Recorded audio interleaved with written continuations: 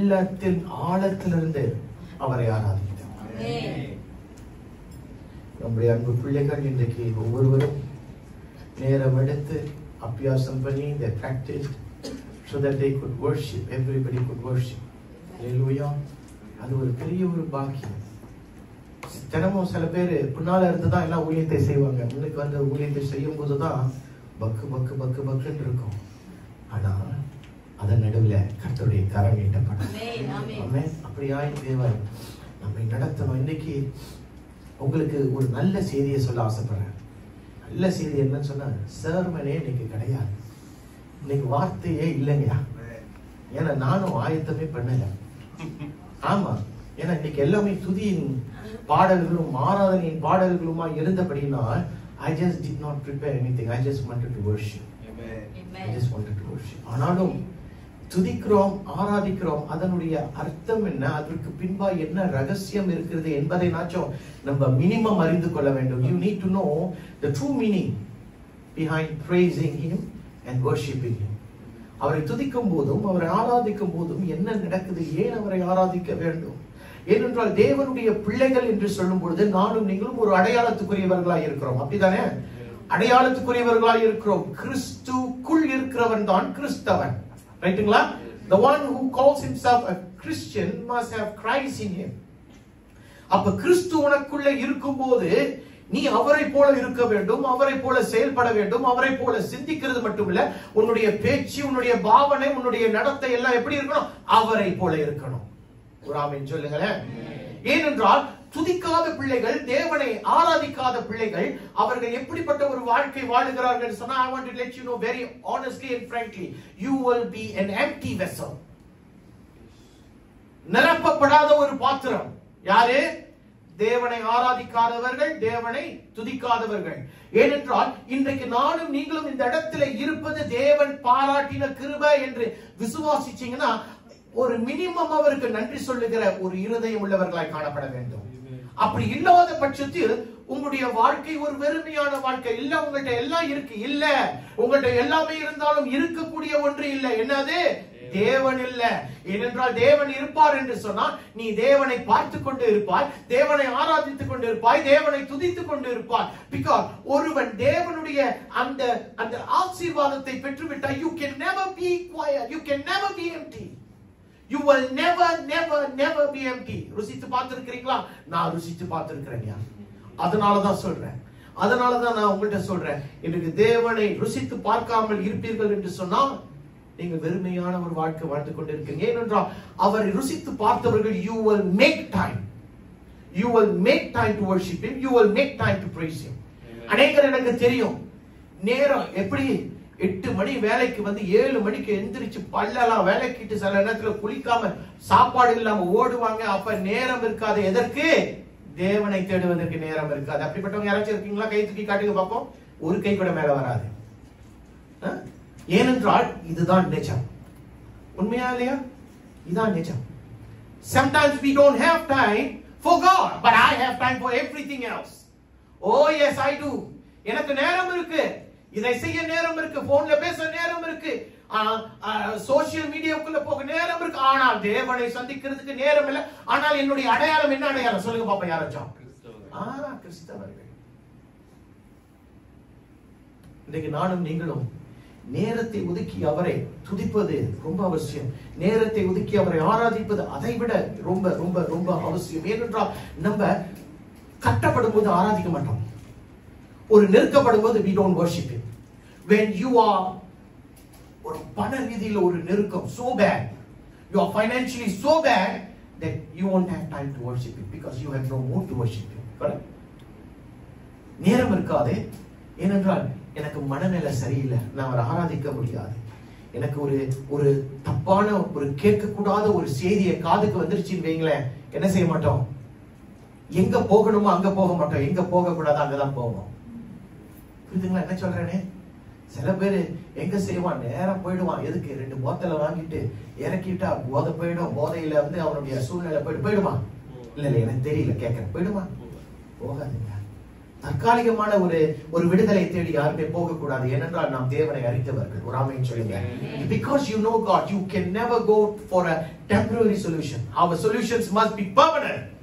நிரந்தரமான ஒரு தீர்வை காண வேண்டும் என்று சொன்னால் நீங்களும் நானும் எப்படிப்பட்ட சூழ்நிலையா இருந்தாலும் என்ன செய்யணும்? தேவனை துதிக்கணும். எப்படிப்பட்ட சூழ்நிலையா இருந்தாலும் தேவனை துதிக்கணும். எனக்கு பிடிச்ச ஒரு உதாரணம் யாரு? எனக்கு எந்த நாள்ல இது தெரிய வந்ததோ அந்த நாள்ல இருந்து நான் இதை தான் பிடித்துக் கொண்டேன். எப்படிப்பட்ட நெருக்கத்துல ஆபிரகாம் அழைக்கப்பட்டான் என்று நமக்கு தெரியும். அவனுக்கு ஒண்ணுமே இல்லை, ஆனால் ஒரே ஒரு ஆசை இருந்துச்சு. He has a want. You know what is a want? I want something. அவனுக்கு என்ன வேணுமா? ஒரு பிள்ளை வேணும்னு சொன்னான். அந்த பிள்ளையை காத்திருந்தான், பெற்றுக்கொண்டான். காத்திருந்து பெற்றுக்கொண்ட அதே குமாரனை ஆண்டவர் சொல்றாரு, எனக்கு நீ கொடுத்துரு, பலியா கொடுத்துன்றாரு. நீ அண்ணாட்ட சொன்னதை போல, சாமுவேலை எனக்கு கொடுத்துருன்னு சொன்னதை போல சொல்ல, நீ பலி செலுத்திடுறா அப்படின்னு. அப்படின்னா கொண்டு போட்டுன்றா. புரியுதுங்களா என்ன சொல்ல வரேன்? அப்படிப்பட்ட சூழ்நிலையில திருப்பிக் கொள்ளுங்களேன். ஆதியாகமம் 22:2 ஆதியாகமம் 22:5. யாராச்சும் படிங்க, சீக்கிரம் படிங்க, நான் முடிச்சிருவோம். அப்பொழுது அவர், உன் புத்திரனும் உன் ஏகசுதனும் உன் நேசகுமாரனுமாகிய ஈசாக்கை நீ இப்பொழுது அழைத்துக் கொண்டு மோரியா தேசத்துக்கு போய் அங்கே நான் உனக்கு குறிக்கும் மலைகளில் ஒன்றின் மேல் அவனை என்ன செய்? தகன பலியாய் பலியிடு என்றார். What does it say in English? I don't want this verse. Then God said, take your son, your only son whom you love, Isaac, and go to the region of Moriah. Sacrifice him there as a burnt offering on a mountain. I will show you. ஐயா 100 வருஷம் காத்திருந்து அவனுக்கு ஒரு பிள்ளை இருக்கு. ஆண்டவர் சொல்றார் அவனை பலியிடுன்றாரு. ஓகே, எத்தனை பேர் இங்க ஆபிரகாம் இருக்கீங்க? எத்தனை பேர் அப்படி சொன்னா செஞ்சிருவீங்க? கை தூக்கி காட்டுங்க, நான் பார்க்கணும். பலி செலுத்திடுறா அப்படின்னு. ஆனா இருக்கிறது 5-10 பிள்ளைங்க இல்ல. எத்தனை பிள்ளை? ஒரே ஒரு பிள்ளை தான் உங்களுக்கு இருக்கு. யாரு காட்டுவோம்? எப்படியாச்சும் ஆண்டவர்கிட்ட பார்கெயின் பண்ணுவோம். கொஞ்சம் ஹெல்ப் பண்ணுங்க, கொஞ்சம் சம்சம் கொஞ்சம் பண்ணுவோமே ஏதாச்சும் அப்படின்னு பேசுவோம். ஆனா ஆபிரகாம் மறு பேச்சு இல்ல. அவன் கடந்து போனான். 5வது வசனம் என்ன சொல்லுது? 5வது வசனம் இப்படியே சொல்லுது. அப்பொழுது ஆபிரகாம் தன் வேலைக்காரனை நோக்கி, நீங்கள் கழுதையை நிறுத்தி இங்கே காத்திருங்கள், நானும் பிள்ளையாண்டானும் அவ்விடம் விட்டு போய் தொழுது கொண்டு உங்களிடத்துக்கு திரும்பி வருவோம் என்றார். அந்த இடத்துல இன்னும் தெளிவா இருக்கும். He said to his servants, stay here with donkey. Stay here. Okay. While I and the boy go over there. Okay. We will worship and then we will come back to you. We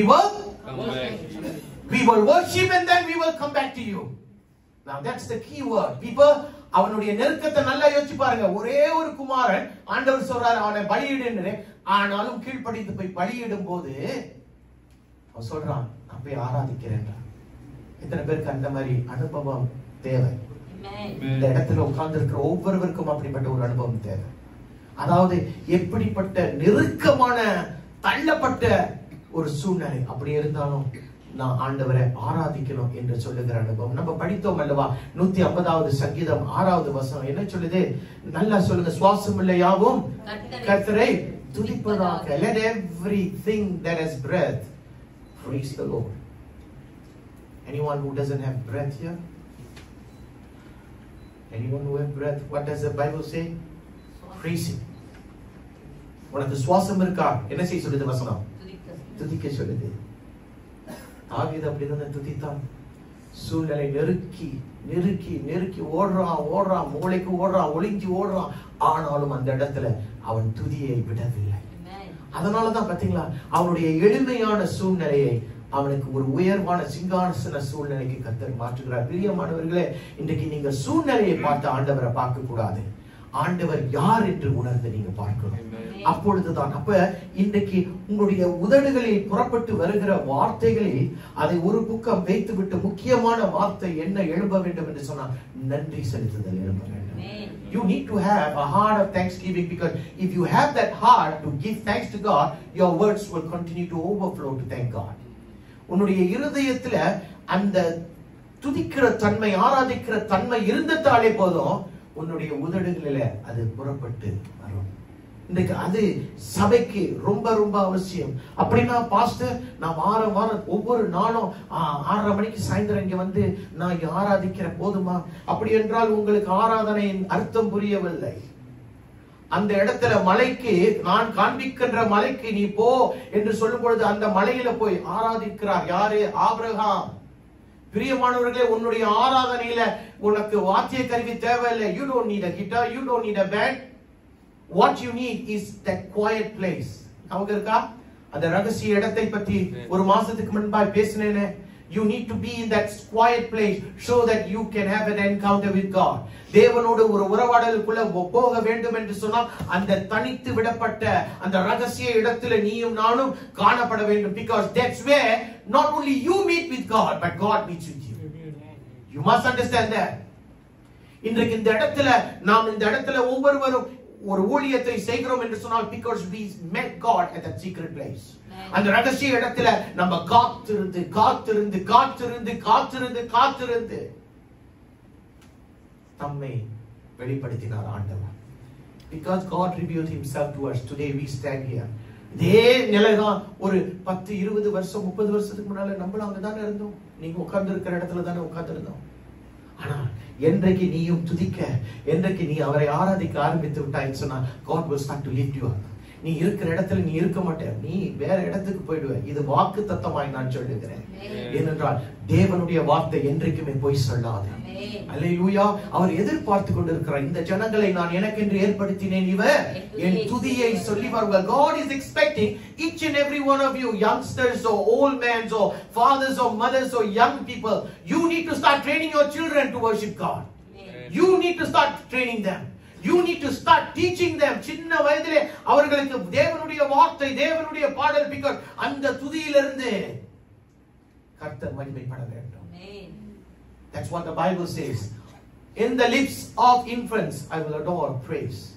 அது வேணுங்க. நம்ம பிள்ளைகள் மத்தியில அது காணப்பட வேண்டும். The moment you start to praise God, எந்த நிமிஷம் நீங்க தேவனை ஆராதிக்கிற அந்த இடத்துக்குள்ள போயிட்டீங்கன்னா you are a different person. I want you to know that. You are a different person. சிறு பிள்ளைகளாய் இருக்கட்டும், வாலிப பிள்ளைகளாய், நீங்க வேற வித்தியாசமாய் கர்த்தர் உங்களை பார்க்கிறார். 10ல 11வது ஒரு நபராய் உங்களை கர்த்தர் பார்ப்பது கிடையாது. உங்களை வித்தியாசமாய் கர்த்தர் பார்ப்பார். அல்லேலூயா சொல்லுங்களேன். இன்னைக்கு கொரிந்தியர் சபைக்கு பவுல் ஒரு காரியத்தை எப்படி எழுதுகிறார் என்று சொன்னால், அவரை எப்படி ஆராதிக்கணும் என்பதை எழுதுகிறார். திருப்பிக் கொள்ளுங்க. 1 கொரிந்தியர் 14:24-25 என்ன சொல்லுது? எல்லாரும் தீர்க்க தரிசனம் சொல்லுகையில் அவிவிசுவாசி ஒருவன் அல்லது கல்லாதவன் ஒருவன் உள்ளே பிரவேசித்தால் அவன் எல்லாராலும் உணர்த்துவிக்கப்படும், எல்லாராலும் நிதானிக்கப்பட்டும் இருப்பான். அப்புறம் அவனுடைய இருதயத்தின் அந்தரங்கங்களும் வெளியரங்கமாகும். அவன் முகங்குப்புற விழுந்து தேவனை பணிந்து கொண்டு தேவன் மெய்யாய் உங்களுக்குள்ளே இருக்கிறார் என்று அறிக்கையிடுவார். People, when you start to worship in this very place, உண்மையாய் ஆராதிக்கும் போது, the key word is truthful, right kind of புத்தி உள்ள ஆராதனை. அப்படிப்பட்ட ஒரு ஆராதனைக்கு பதில் என்ன செய்வாங்க? தெரியாதவங்க உள்ள வராங்க. உள்ள வந்ததும் அவங்களுக்கு என்ன செய்கிறீங்கன்னு தெரியாது. ஆனால் உண்மையான புத்தி உள்ள ஆராதனை அவர்களை உணர்த்த ஆரம்பிக்கிறது. It starts to stir them. அவர்களை உணர்த்த ஆரம்பிக்க அவங்களை அறியாமலே ஒரு கொஞ்சம் கொஞ்சமாய் தங்களுடைய நிலையை அறிகிறார்கள். தங்களுக்கு ஏதோ ஒரு தேவை இருக்கிறது என்பதை அறிகிறார்கள். இது எங்க ஆரம்பிக்கிறது தெரியுமா? உன்னுடைய துதியின் மத்தியில, உன்னுடைய ஆராதனையின் மத்தியில. அது மற்றவர்களுக்கு மட்டுமா? இல்லையே.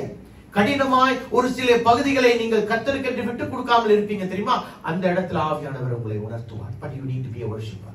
நீங்க தேவனை ஆராதிக்கிறவர்களாக இருக்கணும். அல்லேலூயா சொல்லுங்களேன். இந்த வார்த்தைகள் உங்களுடைய செவிகளுக்குள் நுழைய வேண்டும். ஏனென்றால் வந்து போகிற ஒரு வசனத்தை நான் உங்களுக்கு வைக்கல. நான் எதையுமே ஆயத்தமும் படுத்தல. எனக்கு தெரிஞ்சதை நான் உங்கள் மத்தியில வைக்கிறேன். இன்றைக்கு நானும் நீங்களும் தேவனை ஆராதிக்கிற சபையாய் காணப்பட வேண்டும். சபை என்றால் யாரு? பக்கத்துல பார்த்து சொல்லுங்க, யாரு சபை? நீங்க தான் சபை. நீங்க தான் சபை. அதாவது ஆராதனை என்று சொல்லும் பொழுது 5 விதமாய் நாம் பார்க்கலாம். 5 விதமா நம்ம இன்னைக்கு என்ன செய்தோம்? ஆராதனை ஆரம்பித்த போது என்ன செய்தோம்? தேவனை ஆராதித்தோம். எப்படி ஆராதித்தோம்? பாடினோம் அல்லவா? Singing is an element of worship. அவரை ஆராதித்து பாடுகிறது அது தேவன் விரும்புகிற ஒரு காரியம். திருப்பிக் கொள்ளுங்க. எபேசியர் 5:19, Ephesians 5:19 என்ன சொல்லுகிறது? சங்கீதங்களினாலும் கீர்த்தனைகளினாலும் ஞான பாட்டுகளினாலும் ஒருவருக்கொருவர் புத்தி சொல்லிக் கொண்டு உங்கள் இருதயத்தில் கர்த்தரை பாடி கீர்த்தனம் பண்ணி. என்ன? What does it say in English? speaking to one another with psalms. Speak to one another with psalms, hymns, and songs from the Spirit. Yeah, spiritual songs. And then sing and make music from your heart. You sing and you make melody in your heart to the who? To the Lord. Amen. இன்றைக்கு நீங்க பாடும்போது தேவனை துதிக்கிறவர்களாய் இருக்கிறீங்க, தேவனை ஆராதிக்கிறவர்களாய் இருக்கிறீங்க. So singing is an element that is needed in a worship. நீ துதிக்கிறவனாய், நீ ஆராதிக்கிறவனாய் இருப்பாய் என்று சொன்னா நீ பாடுகிறவனாய் இருக்கணும். எனக்கு தான் G மேஜர் தெரியாத பாஸ்டர், தேவையே இல்லையே. யாருக்கு தெரியும்? யாருக்கு தெரியும்? சில பேருக்கு தெரியும், சில பேருக்கு தெரியாத. நீ பாடினா போதும். கர்த்தருக்கு ரகசிய இடத்துல போய் அவரை நீ ஆராதித்தாலே போதும். ஆனா எப்படி ஆராதிக்கணும் தெரியுமா? விடுதலையோட ஆராதிக்கணும், இடைவிடாமல் ஆராதிக்கணும். பெர்சிஸ்டன்ட். அதாவது எலியா எப்படிப்பட்டவன்? நம்மை போல பாடு உள்ளவன். அவன் எப்படி ஜெபித்தான்? கருத்தாய் ஜெபித்தான் என்று வசனம் சொல்லுது. நீங்கள் கருத்தாய் அவரை நோக்கி பாடுகிறவர்களாய், கருத்தாய் அவரை நோக்கி ஆராதிக்கிறவர்களாய் இருக்கணும். ஆராதிக்கும் போது your attention must be where? Only on God. Because ஒரு சில நேரங்கள்ல நம்ம இங்க இருப்போம், ஆனா சிந்தை வந்து அமெரிக்கால இருக்கும். புரியுதா என்ன சொல்றேனே? So you have to control yourself. நீங்கள் உங்களை பக்குவப்படுத்தி ஒரு மனநிலைக்குள் கொண்டு வந்து தேவனை ஆராதிக்கிறவர்களாய் காணப்படணும். சங்கீதம் 40 3ஆம் வசனத்துல சங்கீதக்காரன் சொல்றான், கர்த்தர் அவர் ஒரு புது பாடலை அவனுடைய வாயில் போட்டாராம். அப்படிதானே சொல்லுகிறது? என்ன சொல்லுது? நமது தேவனை துதிக்கும் புது பாட்டை அவரை நாவிலே என் வாயிலே கொடுத்தார். போதும். அதாவது புது பாட்டு என்று சொல்வது ஒவ்வொரு நாளும் சங்கீதக்காரன் பாடல்களை எழுதல. அவன் காலையில எழும்பும் போது அவனிடத்துல கர்த்தர் போடுகிற ஒரு வார்த்தை தான் புது பாடல் என்று சொல்லுகிறான். New song does not mean he is literally writing a new song. That's not true. The true meaning is அந்த காலையில எழும்புறதோ என்ன அடுத்து கர்த்தரை துதிக்கணும் என்ற ஒரு புது பாடலை, ஒரு புது வார்த்தையை கர்த்தர் அவனுக்கு கொடுக்கிறார். அப்படிப்பட்ட அனுபவம் எனக்கும் உங்களுக்கும் தேவை. எத்தனை பேர் ஆமென் சொல்லுவீங்க?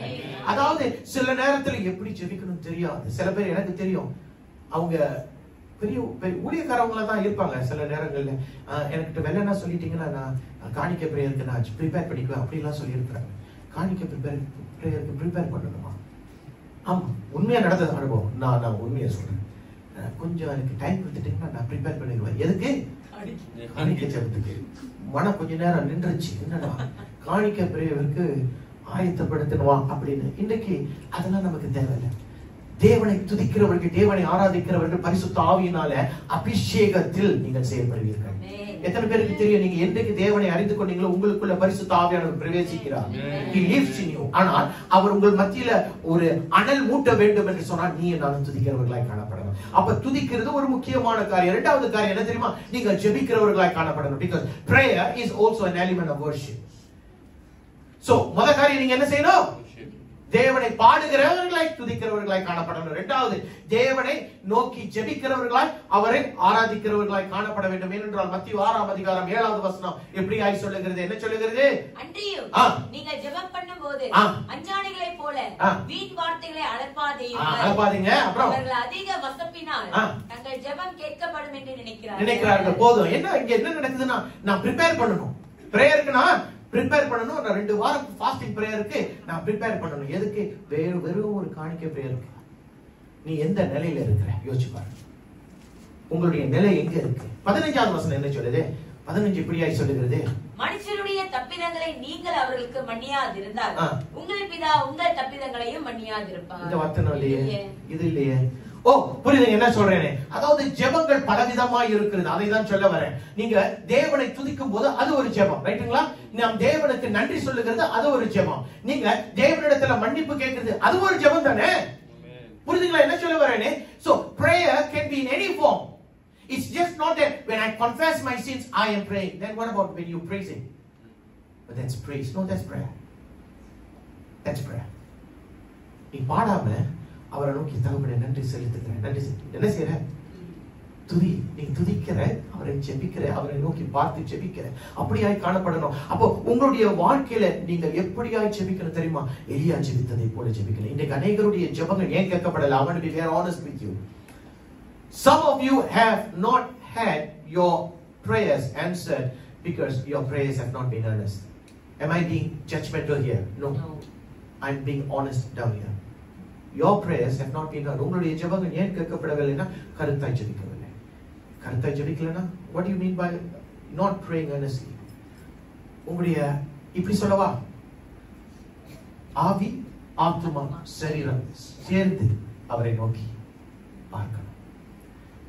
When your soul, spirit and your body comes together and starts praying, that's where earnestness comes in. அந்த இடத்துல தான் கருத்தாய் ஜெபிக்கிற ஒரு அனுபவத்துக்குள்ள நீங்களும் நான் வர முடியும். சில நேரங்களில சொல்றோமேன்னு சொல்லிட்டு நைட்ல அம்மா ஜெபிக்க சொன்னாங்க, வா ஜெபிப்போம், ஜெபிச்சுட்டு ஸ்தோத்திரம் ஆண்டவரே, நல்ல நித்திரை கொடுங்க ஆண்டவரே, அப்பா அம்மா மட்டும் ஆசீர்வதிங்க, ஆமென். இத்தனை பேர் சொல்றீங்க கருத்தான ஜெபம். ஜெபம் தான் இல்லைன்னு நான் சொல்லல, கருத்தான ஜெபம் இருக்கு. அந்த விண்ணப்பத்தை நீங்க தேவனுடைய சமூகத்துக்கு கொண்டு வரதுக்கு முன்ன ஆண்டவருக்கு நன்றி சொல்லணும்ல. இந்த நாளுக்காக நன்றி ஆண்டவரே, ஜீவனுக்காக நன்றி ஆண்டவரே, உணவுக்காக நன்றி ஆண்டவரே, போக்கிலும் வரத்துல இருந்தீங்களா ஆண்டவரே, நன்றி தகப்பனே. அந்த மாதிரி ஒரு கருத்தான ஜெபம் இல்லாத பட்சத்தில் உங்களுடைய ஜெபங்கள் கொஞ்சம் டிலே தான் ஆகும். எத்தனை பேருக்கு இங்க ஜெபங்கள் கொஞ்சம் டிலேயா இருக்கு? கை தூக்கி காட்டுங்க. எனக்கு இருக்கு. எத்தனை பேருக்கு இருக்கு? பாருங்க, நல்ல உண்மையானவங்க எல்லாம் இங்க இருக்கிறாங்க. ஜெபம் கேட்கல, சூழ்நிலை மாறல. ஆனா சூழ்நிலை மாறும் எப்பொழுது நானும் நீங்களும் கருத்தாய் ஜெபிக்கும் போது, உண்மையாய் ஜெபிக்கும் போது, விழித்திருந்து ஜெபிக்கும் பொழுது, இரவு வேளையில, அதாவது 3 மணிக்கு 4 மணிக்கு தூக்கம், அந்த நேரத்துலதான் செம தூக்கமா இருக்கும். அந்த நேரத்துல விழித்திருந்து ஜெபிச்சு பாருங்களேன், உங்க வாழ்க்கை மாறும். உங்க வாழ்க்கை மாறும். எனக்கு தெரியும் இங்க 2-3 பேர் எல்லாருமே இங்க 3 மணிக்கு 4 மணிக்கு எந்திரிச்சு ஜெபிக்கிறவங்க. கர்த்தர் உங்களை ஆசீர்வதிக்கட்டும். நான் சொல்றேன், உங்களுடைய வாழ்க்கையில இன்னைக்கு உங்க வண்டிகள் எப்படி ஓடுது தெரியுமா? இந்த 3 மணி நேரம் 4 மணி நேரம் ஜெபம் தான். ஆமா, இந்த 9 மணிக்கு 10 மணிக்கு எந்திரிச்சு கொஞ்ச நேரம் 10 மணிக்கு 10 நிமிஷம் 5 நிமிஷம் ஜெபிச்சுட்டு போறாங்களே, அந்த வண்டி எல்லாம் கொஞ்சம் டேமேஜ்ல ஓடிக்கிட்டு இருக்கு. புரியுதுங்களா? ஆனா அந்த 3 மணி 4 மணிக்கு எல்லாம் எழுந்து ஜெபிக்கிறாங்க தெரியுமா? எந்த ஒரு தடை இல்லாம, எந்த ஒரு SMS வராது, எந்த ஒரு வாட்ஸ்அப் வராது, எந்த ஒரு Facebook நோட்டிபிகேஷன் வராது. அந்த நேரத்துல உலகமே தூங்கிட்டு இருக்கும் போது நீங்க தேவனை பார்த்து ஆராதிக்கிறீங்க பாத்தீங்களா? அந்த இடத்துல தான் கர்த்தர் அசைவாடி கொண்டிருக்கிறார். சோ உங்களுடைய ஆராதனை என்ற ஸ்தலத்துல முதலாவது நீங்கள் பாடி அவரை ஆராதிக்கணும், நீங்க ஜெபிச்சு அவரை ஆராதிக்கணும். மூன்றாவது ஒரு காரியம் இருக்கு, நீங்க தேவனை துதிக்கிறவர்களா இருப்பீங்கன்னா, தேவனை அதாவது விடுதலையோடு ஆராதிக்கிறவர்களா இருப்பீங்கன்னு சொன்னா, மூன்றாவது காரியம் தேவனுடைய வசனத்தை பகிர்ந்து கொள்கிறவர்களா இருக்கணும். That's worship. தேவனுடைய வசனத்தை பகிர்ந்து கொள்ளக்கூடியவர்களா இருக்கணும். திருப்பிக் கொள்ளுங்க. 1 தீமோத்தி 3ஆம் அதிகாரம் 16-17 என்ன சொல்லுது?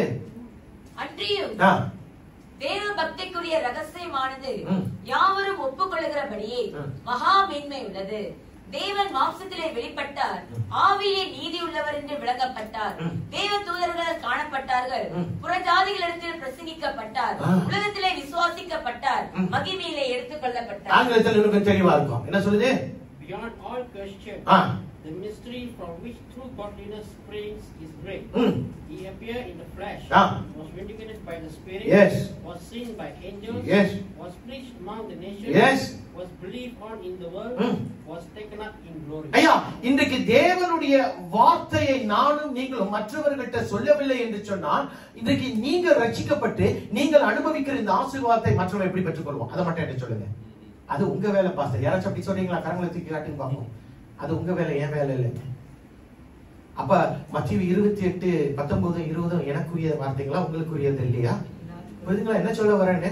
அதாவது தேவனுடைய வார்த்தையை நீங்கள் மற்றவர்களுக்கு பகிர்ந்து கொடுக்கும் போது ஒரு மாற்றம் வருகிறது. A change will come. God is not telling you to convince him, to persuade him, to knock in his head and somehow bring him back. That's not what God is telling you to do. ஆண்டவர் என்ன சொல்றாரு? நீ விதைச்சிரியா அப்படின்றாரு. ஏனென்றால் உன்னுடைய பொறுப்பு விதைக்கிறதுல மட்டும் முடிஞ்சிருச்சு. கொஞ்சம் அப்படியே தண்ணீரை பாய்ச்சி முடிஞ்சிருச்சு. வளருதோ வரலையோ அது உன் வேலை இல்லைன்னு சொல்றாரு. அதை நான் பாத்துக்கிறேன்னு சொல்றாரு.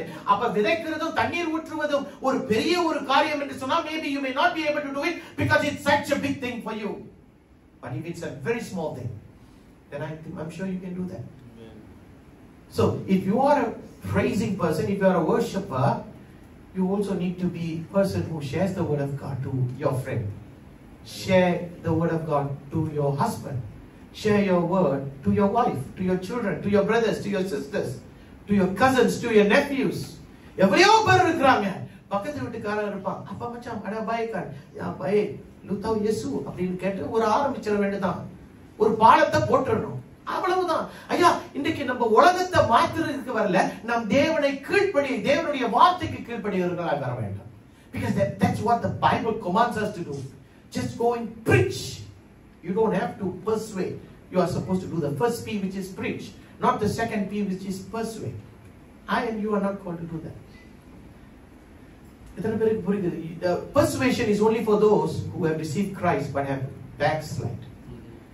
தேவனை அறிந்து பின்வாங்கி போனவங்களை தான் நீங்க என்ன செய்யணும்? கொஞ்சம் கட்டாயப்படுத்தணும். வாங்க, வந்து பாருங்க, வாங்க, காரியம் மாறும், சூழ்நிலை மாறும்னு அப்ப அவங்களை கட்டாயப்படுத்தணும். மற்றவங்களை கட்டாயப்படுத்த வேண்டாம். அவங்களுக்காக ஜெபிக்கிறவர்களாய் நானும் நீங்களும் காணப்படணும். இன்றைக்கு துதிக்கிறவர்களாய் இருப்போம் என்று சொன்னால் நீங்கள் தேவனை பாடி துதிக்கிறவர்களாய் இருக்கணும். தேவனை பார்த்து ஜெபித்து துதிக்கிறவர்களாய் இருக்கணும். அப்புறம் என்ன சொன்ன? மூணாவது, தேவனுடைய வார்த்தையை பகிர்ந்து அவரை துதிக்கிறவர்களாய் காணப்படும். நான்காவது ஒண்ணு இருக்கு, அதாவது கொடுப்பதும் அது ஒரு ஆராதனை. அவரை ஆராதிக்கிறவங்க, அதாவது you know how to praise him, you know how to worship him, then I'm sure you know the word of God. தேவனுடைய வார்த்தை நீங்க அறிந்திருக்கிறீங்க. எங்கேயாச்சும் நீங்கள் உங்களுடைய ஆசீர்வாதத்தை விதைக்கணும். என்ன ஆமென் வரப்படுது? எங்கேயாச்சும் உங்களுடைய ஆசீர்வாதத்தை விதைக்க வேண்டும். நீங்கள் விதைக்காத பட்சத்தில் நீங்கள் அறுவடையை காண மாட்டீர்கள். I want to let you know that if you do not sow, you do not reap. You won't reap. 2 கொரிந்தியர் 9ஆம் அதிகாரம் 6-7 என்ன சொல்லுது? பின்னும் நான் சொல்லுகிறது என்னவெனில், சிறுக விதைக்கிறவன் சிறுக அறுப்பான், பெருக விதைக்கிறவன் பெருக அறுப்பான். போதும். ஆங்கிலத்துல remember this, whoever sows sparingly will also reap sparingly. People, if you sow sparingly, you will reap sparingly. Amen.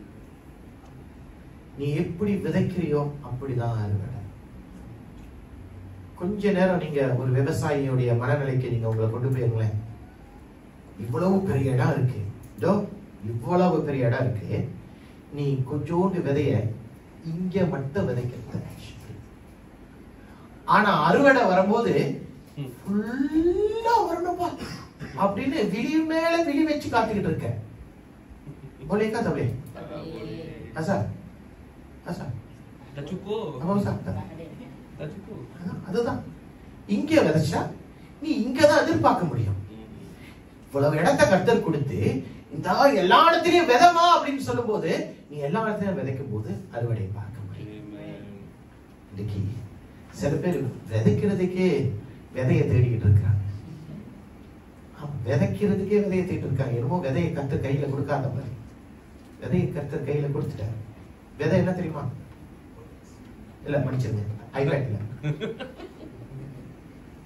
இதான் விதை. விதையை கொடுத்துட்டாரு. விதைக்கும். எத்தனை பேருக்கு புரிகிறது நான் என்ன சொல்றேன்? இங்க அநேகர் விதைச்சிருக்கிறீங்க. அதனுடைய அறுவடையை நான் பார்க்கிறேன். நீங்க பார்க்கிறீங்களா? நான் பார்க்கிறேன். I am seeing it. ஏன்னா நீங்க இடத்துல பேசும்போது, என் இடத்துல பகிர்ந்து கொள்ளும் போது, the secrets you share with me, I know. And I know. And I never stop thanking God for each and every one of you who have sown and who have reaped. எதை விதைச்சி எதை அறுவடையா நீங்க பார்த்திருக்கீங்களோ உங்களுக்காக நான் ஜெபிக்கிறதை நிறுத்தவே இல்லை என்பதை நீங்களும் நானும் மறந்து விடக்கூடாது. ஏனென்றால் விதைக்கிறது ஒரு பெரிய காரியம். யாருக்கு தெரியுமா? கர்த்தருக்கு முறுமுறுப்போடு கொடுக்கிறவனுக்கு. ஆனா மல்கியா 3ஆம் அதிகாரம் 8வது வசனத்துல என்ன சொல்லுதுன்னு பாருங்களேன். மல்கியா 3:8 நீங்க யாராச்சும் எடுத்து படிங்க பாப்போம். 3ஆம் அதிகாரம் 8வது வசனம். இதுல உங்களுக்கு பாதிதான் தெரியும், நான் கொஞ்சம் முழுமையா கொடுக்கிறேன். திருப்புங்க சீக்கிரம். அடுத்த வாரத்துல இருந்து இதெல்லாம் கிடைக்காது. இனிமே பைபிள் தான் எடுத்து படிக்கணும். மனுஷன் தேவனை வாஞ்சிக்கலாமா? வாஞ்சிக்கிறது கிடையாது, வாஞ்சிக்க முடியாது. வாஞ்சிக்கலாமா? அப்புறம் நீங்களோ என்னை வஞ்சிக்கிறீர்கள். எப்படி வஞ்சிக்கிறீங்க? எதிலே உம்மை வஞ்சித்தோம் என்கிறீர்களா? தசம பாகத்திலும் காணிக்கைகளினால் தானே. அதாவது நில்லுங்க, இந்த இடத்துல என்ன சொல்றாருன்னா you are cheating God. Am I clear? The Bible says you cheat God when you do not give what is rightfully due to God. Now, am I making a point down here? Meaning, the church does not need your money. The pastor does not need your money. God makes it a principle. நல்லா யோசிச்சு பாருங்க. இந்த ஊழியத்துல நீங்கள் கொடுக்கிறதை நம்பி நான் ஊழியத்தை செய்வேன் என்று சொன்னால் my vision is wrong. But when you know that God has blessed you and God is expecting a tenth of your blessing, give it to God. Give it to God because நீ கொடுத்து பாரு என்றுதான். எத்தனாவது 9வது வசனம் என்ன சொல்லுது? நீங்கள் சபிக்கப்பட்டவர்கள். எப்படி? ஜனத்தாராகிய நீங்கள் எல்லோரும் என்னை வஞ்சித்தீர்கள். அப்படியே நிறுத்துமா கொஞ்ச நேரம் பாத்தீங்களா? அதாவது நான் நினைச்சு கொஞ்சம் மைலா பேசுறேன், ஆண்டவர் கொஞ்சம் ரஃபா பேசுறாரு. எப்படி சொல்றாருன்னா, நீ கொடுக்கலன்னா நீ சாபத்துக்குள்ள போறேன்றாரு. எத்தனை பேருக்கு சாபம் ரொம்ப ஆசை? கை தூக்கி காட்டுங்க பாப்போம். சாபம் எனக்கு ரொம்ப, அதுதான் வேணும் பாஸ்டர். அப்ப கொடுக்காம இருங்க, கர்த்தருக்கு கொடுக்காம இருங்க. என்ன சொல்றது? 10 என் ஆலயத்தில் ஆகாரம் உண்டாயிருக்கும்படி தசம பாகங்களை எல்லாம் பண்டசாலையிலே கொண்டு வாருங்கள். அப்பொழுதுதான் வசனம் சொல்றாரு, நீ கொடு.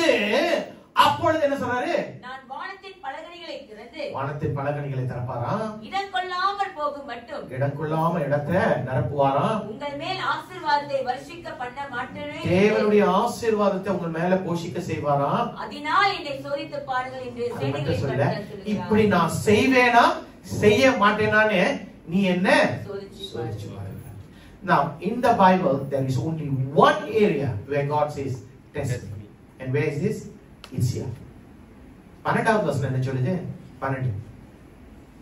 அப்பொழுது எல்லா ஜாதிகளும் உங்களை பாக்கியவான்கள் என்பார்கள், தேசம் விரும்பப்படத்தக்கதாய் இருக்கும் என்று சேனைகளின் கர்த்தர் சொல்கிறார். People, I want you to know that if you want to be called blessed in the society, in your homes, in your world, in your country, give to God.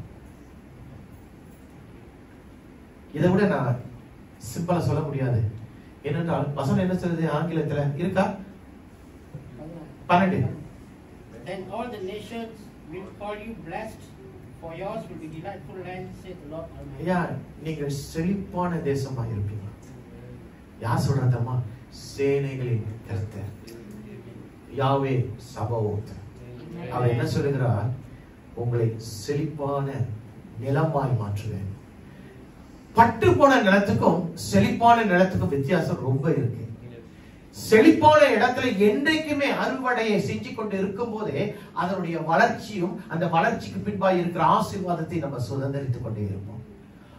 பட்டு போன நிலத்துல நம்ம என்ன செய்வோம் தெரியுமா? நம்மளுடைய எஃபர்ட்டை போடுவோம், முயற்சியை போடுவோம், கிண்டுவோம், ஏதோ பண்ணுவோம். ஆனா கடைசியில ஒரு பலனும் இல்ல. நீங்க உங்களுடைய வாழ்க்கை பட்டு போன நிலத்தை கூட இருக்கிறதா? பயனுள்ள நிலமாய் இருக்கிறதா? காது உள்ளவன் என்ன செய்யணும்? கேட்கணும். பிரியமானவர்களை கொடுத்து பாருங்கள். ஏனென்றால் ஆராதிக்கிறவனும் சரி, துதிக்கிறவனும் சரி, கொடுத்து பார்க்கிறவர்களாக இருப்பார்கள். ஏனென்றால் கொடுத்து பார்த்து கர்த்தரை ஆசீர்வதிச்சிருக்கிறார் என்று நம்ம நமக்குள்ளே பேசிக்க மாட்டோம். யார்கிட்ட சொல்லுவோம்? பக்கத்துல இருக்கிறவங்க சொல்லுவோம், ஐயா கொடுத்தாரியா, கர்த்தரை ஆசீர்வதிச்சாரு, கொடுத்தாரியா, என்னை உயர்த்தினாரு, கொடுத்தாரியா, இந்த வேலையை விட்டு என்னை இன்னொரு நல்ல வேலைக்கு கொண்டு போனான்னு சொல்லுவார். நேற்று ஒரு போதகர் இடத்துல பேசி கொண்டிருந்தேன். அப்ப அவர் சொன்னாரு, என்ன சொன்னாருன்னா, அவருடைய சபையில இருக்கிறவங்க எல்லாருமே எல்லாம் ஜெயிலுக்கு போயிட்டு வந்தோம். ஆனா அவங்க சபையை கட்டுவதற்கு அவரு உதவி கேட்டாராம். சபையை கட்டணும், அதாவது சபையை கட்டணும்னா கொஞ்சம் ரெனோவேஷன் எல்லாம் பண்ண போறாங்க, உதவி செய்யணும். வேலையெல்லாம் விட்டா அவங்களே என்ன வேலை செய்யறாங்க? கூலி வேலை செய்யறாங்க. ஜெயிலுக்கு விட்டு போயிட்டு வந்து வெளியே வந்துட்டாங்க. வெளியே வந்து சபைக்கு ஆண்டவரை அறிஞ்சு வேலை செஞ்சாங்க. உண்மையா நடந்த சம்பவம். என்ன நடக்குதுன்னு சொன்னா, அடுத்து என்ன நடந்துச்சுன்னா, அந்த கிட்ட 3 மாதம் அவர்கள் முழுக்க தங்களை கொடுத்து அந்த சபையை கட்டினார்கள், இடத்தை காட்டினாங்க. என்கிட்ட அழகா இருக்கு. கான்ட்ராக்டர்ஸ் வச்சு செய்ய வேண்டிய சபை இடத்தை அவங்களே நின்று செஞ்சாங்களாம். என்ன நடந்துச்சு தெரியுமா? 3 மாசம் கழிச்சு அவனுடைய வேலைகளுக்கு மறுபடியும் திரும்பி போகவே இல்லையா. அவனுக்கு இன்னொரு கான்ட்ராக்ட் கிடைச்சிச்சான், ஒரு சொந்த பிசினஸ் கிடைச்சிச்சான், இன்னொரு உயர்வான வேலை. அவன் கிராப் செஞ்சுக்கிட்டு இருந்தானா, கிராப் ஃபுட் செஞ்சுக்கிட்டு இருந்தானா, இந்த ஃபுட் பண்டாவா அந்த மாதிரிலாம் செஞ்சுக்கிட்டு இருந்தாங்களா. அந்த இன்றைக்கு அந்த 3 மாதம் கழித்த பின்பு அவன் எந்தெந்த குறைவான வேலையில் இருந்தானோ அந்த வேலைக்கு அவனுக்கு திரும்பிய போகவில்லையா. அந்த ஊழியக்காரன் என்னிடத்தில் சொன்னார், கர்த்தர் அப்படிப்பட்ட ஒரு தேவன். அவருக்கென்று முதலிடத்தை கொடுக்கும் போது, அவரை துதிக்கும் போது, அவரை ஆராதிக்கிறவர்களாய் காணும் போது நீங்கள் குறை உள்ளவர்களாய் இருக்க மாட்டீங்க. You need to know that. இதை நீங்கள் உணர்ந்து கொண்டால்தான் கொடுக்கவே நீங்க ஆரம்பிப்பீங்க. உணராத பட்சத்தில் you will never be able to give. I am again telling you, you are not giving to the church. You are not giving to anyone, you are giving to God, because the commandment comes from God. கட்டளை எங்க இருந்து வருது? மனுஷனிடத்துல வரல, தேவனிடத்துல இருந்து வருகிறது. அப்ப ஆராதிக்கிறவன் என்ன செய்வான்? அவன் துதிக்கிற, அதாவது பாடுகிற ஒருவனாய் இருப்பான், ஜெபிக்கிற ஒருவனாய் இருப்பான், தேவனுடைய வார்த்தையை பகிர்ந்து கொள்ளுகிறவனாய் இருப்பான், கொடுக்கிற, அதாவது தேவனுக்கு என்று கொடுக்கிறவனாய் இருப்பான். ஐந்தாவது ஒரு காரியம் என்ன தெரியுமா? இது முக்கியமான காரியம். எப்படி பார்த்து இது கனெக்ட் ஆகாது ஆகும். பரிசுத்த நற்கருணையில கலந்து கொள்ளுகிறதும் ஆராதனை. எத்தனை பேர் ஆமென் சொல்லுவீங்க? பரிசுத்த நற்கருணையில கலந்து கொள்வது. சில நேரங்களில நான் ரொம்ப பாவம் செஞ்சுட்டேன், நான் போக மாட்டேன், நான் அன்னைக்கு ஒரு கூட்டாளி கொஞ்சம் கொடுத்தான்னு சொல்லிட்டு கொஞ்சம் குடிச்சிட்டேன் பார்த்தேன், அதனால இந்த மாசம் கம்யூனியன் கட்டு. நான் அன்னைக்கு போயிருந்தேன், பார்க்க கூடாத எதையோ ஒண்ணு பார்த்துட்டேன், அதனால இன்றைக்கு கம்யூனியன் கட்டு. ஐயா, கம்யூனியனுக்கு பின்பாய் இருக்கிற ரகசியத்தை நீங்கள் முதலாவது அறிந்து கொள்ள வேண்டும். பரிசுத்த நற்கருணைக்கு பின்பாய் இருக்கிற வல்லமையை முதலாவது நீங்க அறிந்து கொள்ள வேண்டும். மனிதன் பாவம் செய்வான் என்பதை கர்த்தர் அறிந்திருக்கிறார். நம்ம எழும்பினாலும் விழுந்தாலும் எழும்புவோம், விழும்ப பின்பும் மறுபடியும் விழுவோம் என்று. God is never a man. He knows that even though I will rise up, I will again fall. When I fall, I will again rise up, and again I will fall. அதாவது விழுந்து எழும்பி விழுந்து எழும்பி விழுந்து எழும்பி அப்படிப்பட்ட அனுபவத்துக்குள்ள வருவான் என்று யாரு? நம்ம எல்லாம் வருவோம் என்று கர்த்தர் அறிந்தும் அவர் சொன்னார், இதை பானம் பண்ணுவதை விட்டு விடாதீர்கள். இதை செய்யும் போதெல்லாம் என்னை நினைவு கூறுங்கள் என்று சொன்னார். அப்ப அதற்குள்ள இருக்கிற வல்லமையை நாம் அறிந்து கொள்ள வேண்டும். அந்த தேவனுடைய அந்த ஐக்கியத்தில் நீங்க சேரும் போது, அந்த பரிசுத்த நற்கருணையில நீங்கள் பானம் பண்ணும் போது, it is a moment of intimacy between you and your God. Never never never அந்த அந்த அந்த நேரத்தை, அந்த தருணத்தை விட்டுறாதீங்க. I want to plead with you. Yes, you may have fallen down, you may have sinned, but come reconcile with God, come back to him. எத்தனை பேர் ஆமென்? அதனுடைய பின்பாய் இருக்கிற ரகசியத்தை புரிந்து கொள்வோம் என்று சொன்னால், நானும் நீங்களும் பரிசுத்த நற்கருணையை விட்டு விலக மாட்டோம். ஏனென்றால் அந்த இடத்துல தான் நீங்களும் தேவனும் ஒருமனப்படுகிறீங்க, நீங்களும் தேவனும் ஒன்றாய் மாறுறீங்க. You become one with God. அது ரொம்ப ரொம்ப ரொம்ப ரொம்ப அவருக்கு வசனம் சொல்லுகிறது. அதனால நாம் அவரோடு இணைந்திருப்போம், அவருடைய அடையாளத்தை வைத்திருப்போம் என்று சொல்லும்போது, நானும் நீங்களும் எல்லாவற்றையும் எடுத்துக்கொண்டு இந்த பரிசுத்த நற்கருணை மட்டும் இன்னைக்கு வேணாம் எனக்கு அப்படின்னு சொல்லவே கூடாது. ஏனென்றால் அந்த இடத்துல, ஒரே ஒரு இடத்துல அவருடைய மரணத்தை மறுபடியும் நினைத்து பார்த்து அவருடைய மரணத்தை தெரிவிக்கிறவர்களாய் நம்ம பரிசுத்த நற்கருணைக்குள் கடந்து போகிறோம். நம்ம எதை செய்தாலும் பிரியமானவர்களே, அவருக்கென்று ஆராதிக்கிறவர்களாய் மட்டும்தான் நம்ம செய்யணும். இந்த ஐந்தையும் செய்யும் போது, முதல் என்னது? பாடும்போது என்ன பாடு? என்ன பாட்டு? தேவனை நோக்கி பாடுகிற பாட்டு. இரண்டாவது உன்னுடைய ஜெப வாழ்க்கை, அது ரொம்ப it's a connection with God. மூன்றாவது தேவனுடைய வசனத்தை மற்றவர்களிடம் பகிர்ந்து கொள்ளும் போது. நான்காவது கொடுப்பது. எதை கொடுக்கிறது? தசம காணிக்கை கொடுக்கும் போது அவர் சொல்றாரு, உன்னுடைய எல்லையை நான் விரிவாக்குவேன்றாரு. ஐந்தாவது என்னது? அவருடைய பரிசுத்த நற்கருணையில பங்கு பெறும் போது. பிரியமானவர்களே, இந்த 5 காரியமும் எதை குறிக்கிறது தெரியுமா? நீ தேவனுக்குள் ஆராதிக்கிறவனாய், நீ தேவனை துதிக்கிறவனா. These are the 5 elements that will reveal that you are so much connected to God in praising him, in becoming a worshipper. அது இன்றைக்கு எனக்கும் உங்களுக்கும் அவசியமாக இருக்கிறது. இந்த இடத்தை விட்டு நீங்கள் இப்போ கடந்து போகும்போது, have the assurance, எனக்கு இந்த 5 தேவை. இந்த 5 காரியம் உங்க வாழ்க்கையில ஏதாச்சும் ஒன்று குறைவா இருக்கும் சொன்னா, அதாவது பெர்ஃபார்மன்ஸ் போனஸ் வந்து வேலை இடத்துல கொடுப்பான். பெர்ஃபார்மன்ஸ் போனஸ்ல வந்து எல்லாமே பக்காவா இருக்கணும், அப்படிதானே? எல்லாமே இல்லையா? ஒரு சில காரியங்களை கொஞ்சம் அட்ஜஸ்ட் பண்ணா பரவாயில்ல. ஆனா கூட கொடுத்துருவானா? ஃபுல்லா கொடுப்பானா? ஃபுல்லா கொடுத்துருவானா? கொஞ்சம் குறையா இருந்தாலும் ஃபுல்லா கொடுத்துருவானா? இல்ல தானே? ஓகே. ஒரு சில காரியங்கள்ல வந்து மேபி இலங்கோடைய கம்பெனியில நல்ல கம்பெனி போல யாரும் ஜெயிக்கணும்னா அந்த இதா கேளுங்க. அதாவது எனக்கு தெரிஞ்ச பெர்ஃபார்மன்ஸ் போனஸ் சொன்னா how you perform It's as per that they will give you a bonus. I mean, that's how I look at it. That's how I know. அப்ப உன்னுடைய பெர்ஃபார்மன்ஸ் வந்து 10% இருக்குன்னா 100%ல 10% தான் நீ பெர்ஃபார்ம் பண்ணியிருக்க. எனக்கு 100% போனஸ் வரப்போகுது அப்படின்னு யாராச்சும் காத்திருந்தீங்கன்னா நீங்க எல்கோட கம்பெனில ஜாயின் பண்ணிருங்க. அப்படி இல்ல இப்படிதான் இருக்கும்னு சொன்னா நீங்க சாலுமியோட கம்பெனில ஜாயின் பண்ணுங்க. எப்படி மனசுல இல்லையா? புரியுங்களா என்ன சொல்ல வரேன்னு? அதாவது உன்னுடைய செயலுக்கு ஏற்பதான் உன்னுடைய பலனை நீ பார்க்க முடியும். ஆவிக்குரிய ரீதியில பரலோகத்தின் ரீதியில அதாவது நீ கொஞ்சம் விதைச்சனா ஆண்டவர் சொல்ற நான் கொஞ்சம் தான் உனக்கு கொடுப்பேன். நீ விதைச்சு பாரு எவ்வளவு விதைக்கிறியோ அதுக்கு ஏத்த மாதிரி நான் கொடுப்பேன்றாரு. இன்னைக்கு அவ்வளவு தெளிவாய் கர்த்தர் சொல்லுகிறார். இன்னைக்கு எதுல நீ விதைக்கணும் தெரியுமா? நீ கர்த்தரை ஆராதிக்கிறதுல விதைக்கணும், நீ கர்த்தரை துதிக்கிறதுல நீ விதைக்கணும், நீ ஜெபிக்கிறதுல விதைக்கணும், நீ வாசிக்கிறதுல விதைக்கணும். ஐயா நீ நேரம் எடுத்து இரவு பகல் என்று பாராதபடிக்கு அவரை முன்வைக்கிறதுல நீ விதைக்கணும். You need to invest yourself. You need to invest yourself in spending more time with God. More importantly, you need to have an identity not as a Christian. You need to have an identity that you are a worshipper. Yes. ஒரு கிறிஸ்தவன் என்று சொல்லுகிறவன் கிறிஸ்தவன் ஜெபிக்காமல் இருப்பான், துதிக்காமல் இருப்பான், ஆராதிக்காமல் இருப்பான். ஆனால் when you are a worshipper, you have an identity that you are a worshipper, you cannot run away. Either you are a worshipper or you are a fake. That's all. இன்னைக்கு மனசுல நம்ம அறிந்து கொள்ளக்கூடிய ஒரு காரியம், கர்த்தர் என்னை ஆராதிப்பதற்காக அழைத்திருக்கிறார். எத்தனை பேர் ஆராதிப்பீங்க? அல்லேலூயா. எத்தனை பேர் ஆராதிக்க முடியும்? எனக்கு கடைசி சுவாசம் இருக்கிற வரைக்கும் நான் ஆராதிப்பேன் எத்தனை பேர் சொல்லுவீங்க? என்னுடைய ஜெபம் அப்படிதாங்க. நான் அப்படிதான் ஆண்டவர்கிட்ட ஜெபிப்பேன். ஆண்டவரே கடைசி மூச்சு இருக்கிற வரைக்கும் நான் உண்மை ஆராதித்துக் கொண்டிருக்கேன். அந்த வாஞ்சைக்குள்ள நீங்க போயிட்டீங்கன்னா உங்களை உலகமே அசைக்க முடியாதுங்க. நான் சொல்றேங்க, யாருமே உங்களை அசைக்க முடியாது. Because you are a worshipper of a true living God. When you worship that kind of a God, God will show who He is to you. நீ என்றைக்கு தேவனை முன்வைத்து நீங்க தான்பான்னு சொல்லும்போது ஆண்டவர் என்னமா சொல்லுவாரு? சங்கீதம் 91:14 அவன் என்னிடத்தில் வாஞ்சையாய் இருக்கிறபடியினால் அவனை நான் விடுவிப்பேன். அவன் என் நாமத்தை அறிந்திருக்கிறபடியினால் அவனை உயர்ந்த அடைக்கலத்தில் வைப்பேன். Psalms 91:14, that's what it says. இன்னைக்கு எந்தெந்த இடங்கள்ல நீங்க கட்டப்பட்டிருக்கீங்களோ கர்த்தர் உங்களை விடுதலையாக்குவாரு. You need to be a worshiper. You need to be a worshiper. கண்களை மூடுவோமா?